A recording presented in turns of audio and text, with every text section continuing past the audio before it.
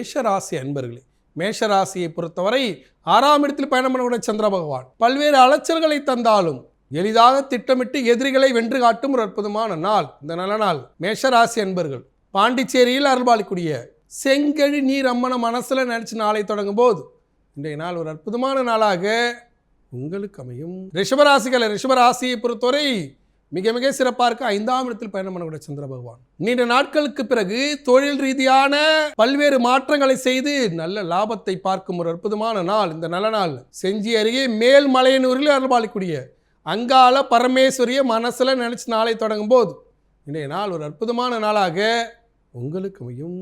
மிதுன ராசியை பொறுத்தவரை மிக மிக சிறப்பாக இருக்க 4ஆம் இடத்தில் பயணம் பண்ணக்கூடிய சந்திர பகவான் தாயாருடைய உடல்நிலையை சரி செய்வது, தாய் வழி உறவுகளோடு ஏற்பட்ட கருத்து முரண்பாடுகளை நீக்கி அவர்களோடு சந்தோஷமாக வாழக்கூடிய வழிவகைகளை செய்யும் ஒரு அற்புதமான நாள். இந்த நல்ல நாள் திருச்சி திருவானைக்காவலில் அருள்பாலிக்கூடிய அகிலாண்டேஸ்வரிய மனசுல நினைச்சு நாளை தொடங்கும் போது இன்றைய நாள் ஒரு அற்புதமான நாளாக உங்களுக்கு அமையும். கடகராசியை பொறுத்தவரை 3ஆம் இடத்தில் பயணம் பண்ணக்கூடிய சந்திர பகவான் பல்வேறு முயற்சிகளின் வாயிலாக எளிதாக பண வருவாய் ஏற்பட்டு நிலையான வாழ்க்கைக்கு வித்திடும் ஒரு அற்புதமான நாள். இந்த நல்ல நாள் கடகராசிக்காரர்கள் காஞ்சிபுரத்தில் அருள்பாலிக்கக்கூடிய பவழவர்ண பெருமாள மனசன நாளை தொடங்கும் போது இன்றைய நாள் ஒரு அற்புதமான நாளாக உங்களுக்கு அமையும்.